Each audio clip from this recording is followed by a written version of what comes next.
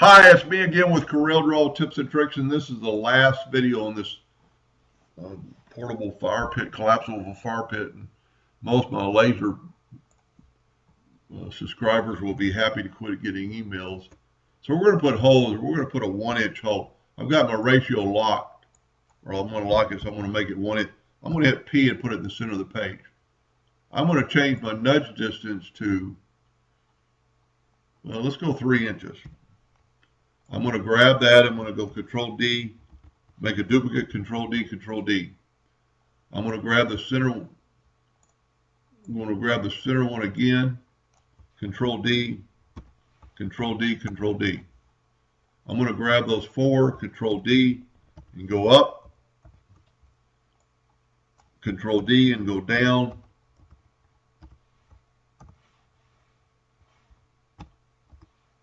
I got off a rhythm. Whenever you have a mistake, just start over. Voila, you've got holes in the bottom.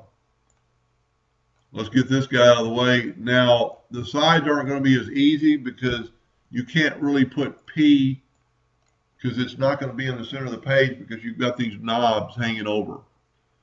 But for the video, we're just going to do a simple drawing. I've got my ratio. I'm going to unlock my ratio because I want my slot to be 1 inch by 10 inches. I'm going to round off the corners. I've got this locked. Let's go 0.5, and that'll give us a perfectly round surface. There's a number of ways you could do this. Bring it to right to the edge. Control D. Bring it over. You don't have to be perfect.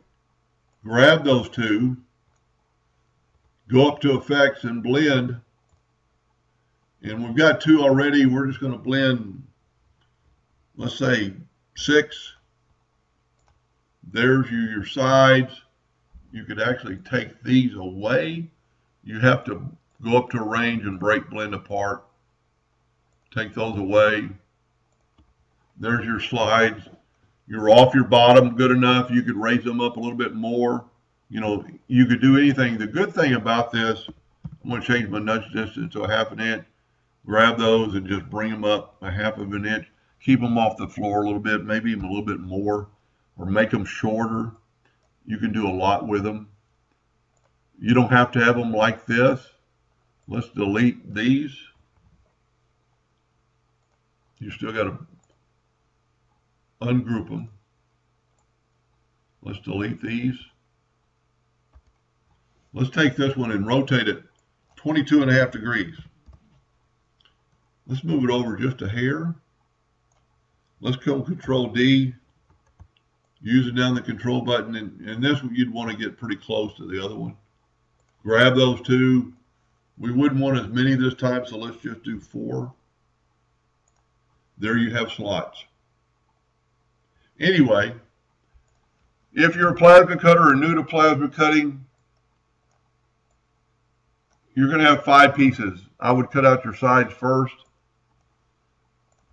You need to delete one of the items because you can't have both items on the page.